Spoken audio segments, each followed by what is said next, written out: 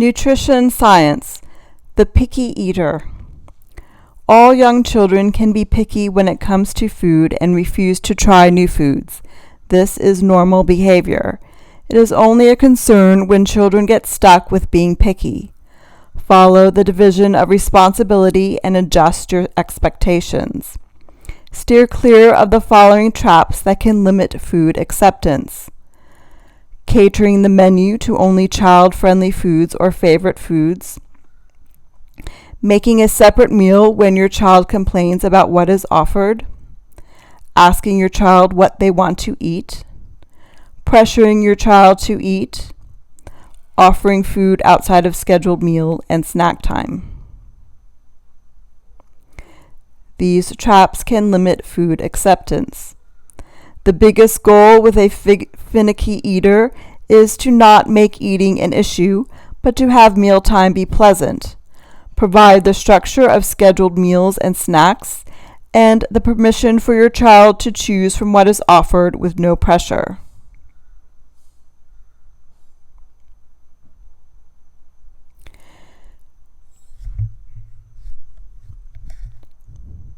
Nutrition in adolescence. Puberty marks the beginning of adolescence, the time between childhood and young adulthood.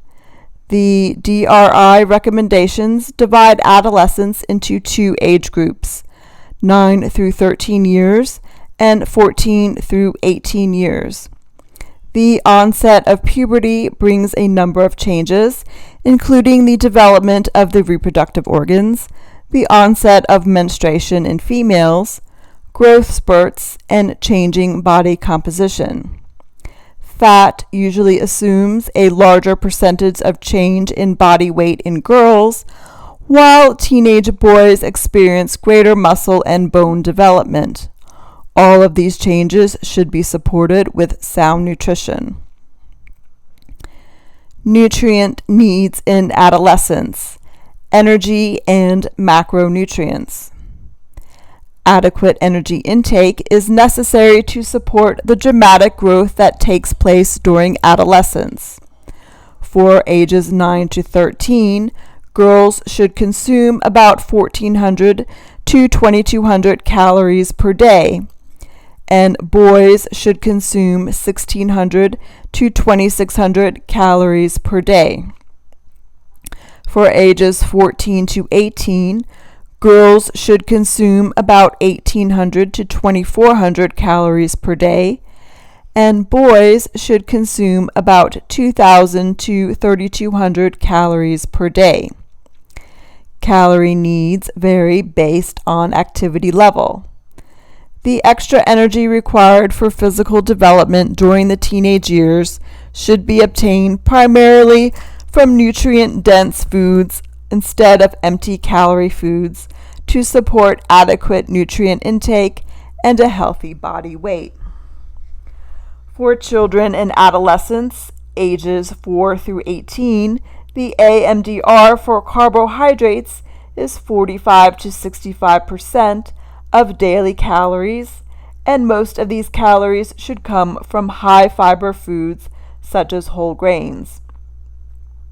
The AMDR for protein is 10 to 30% of daily calories, and lean proteins such as meat, poultry, fish, beans, nuts, and seeds are excellent ways to meet protein needs. The AMDR for fat is 25 to 35% of calories. The focus should be on unsaturated plant fats to prevent chronic diseases. Micronutrients.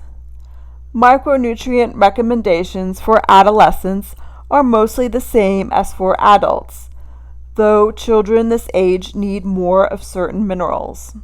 The most important micronutrients for adolescents are calcium, vitamin D, vitamin A, and iron. Calcium levels increase to 1,300 milligrams per day during adolescence to support bone growth and prevent osteoporosis later in life. Low-fat dairy products and foods fortified with calcium, such as breakfast cereals and orange juice, are excellent sources of calcium. Iron needs increase for adolescent girls with the onset of menstruation. 15 milligrams per day for ages 9 to 13 and 18 milligrams per day for ages 14 to 18.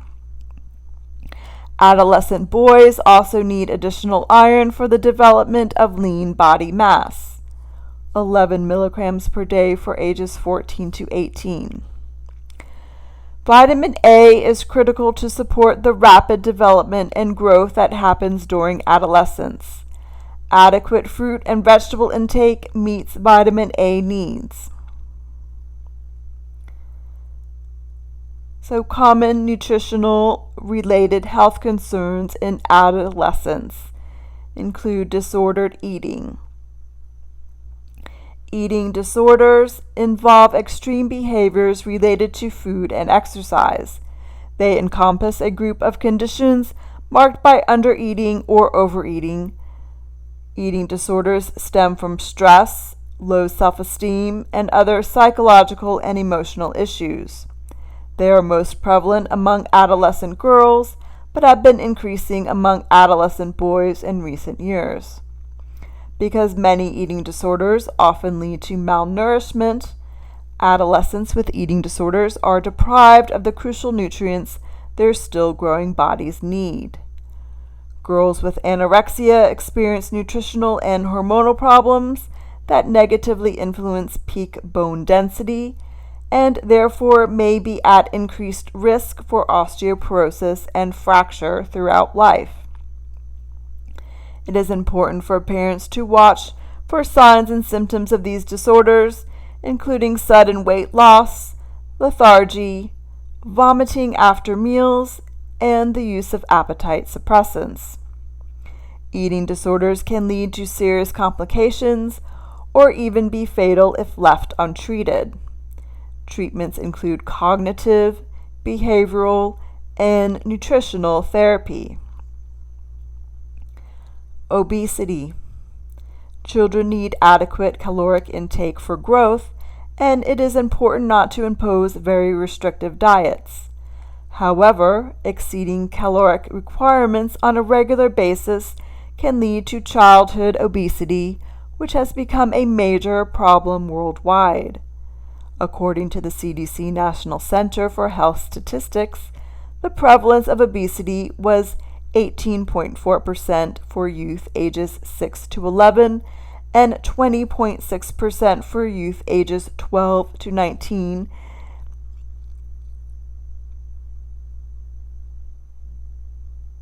There are a number of factors that may contribute to this problem, including early life factors such as lack of breastfeeding support, larger portion sizes, limited access to nutrient-rich foods, increased access to fast foods and vending machines, declining physical education programs in schools, insufficient physical activity and a sedentary lifestyle, media messages encouraging the consumption of unhealthy foods. Children who suffer from obesity are more likely to become overweight or obese adults. Obesity has a profound effect on self-esteem, energy, and activity level. Even more importantly, it is a major risk factor for a number of diseases later in life, including cardiovascular disease, type 2 diabetes, stroke, hypertension, and certain cancers. One major contributing factor to childhood obesity is the consumption of added sugars, especially in the form of sugar-sweetened beverages. Added sugars include not only sugar added to food at the table, but also ingredients in items such as bread, cookies, cakes, pies, jams, and soft drinks. In addition, sugars are often hidden in items added to foods after they're prepared, such as ketchup, salad dressing, and other condiments. According to the National Center for Health Statistics, Young children and adolescents consume an average of 362 calories per day from added sugar, or about 16% of daily calories, 10% more than what the dietary guidelines for Americans recommend. Adolescent boys, ages 12 to 19 years, have the greatest intake of added sugar, averaging 442 calories. The primary offenders are processed and packaged foods, along with soda and other beverages. These foods are not only high in sugar, they are also light in terms of nutrients and often take the place of healthier options. If a child gains weight inappropriate to growth, parents and caregivers should nurture eating competence and follow the division of responsibility as previously discussed. In addition, it is extremely beneficial to increase a child's physical activity and limit sedentary activities such as watching television, playing video games, or surfing the internet. Programs to address childhood obesity can include behavior modification, exercise counseling, psychological support or therapy, family counseling, and family meal planning advice. For most, the goal is not weight loss, but rather allowing height to catch up with weight as the child continues to grow. Rapid weight loss is not recommended for preteens or younger children due to the risk of deficiencies and stunted growth. Nutritionally vulnerable. One of the psychological and emotional changes that takes place during this life stage includes the desire for independence as adolescents develop individual identities apart from their families. One way that teenagers assert their independence is by choosing what to eat. They have their own money to purchase food and tend to eat more meals away from home. Too many poor choices can make young people nutritionally vulnerable.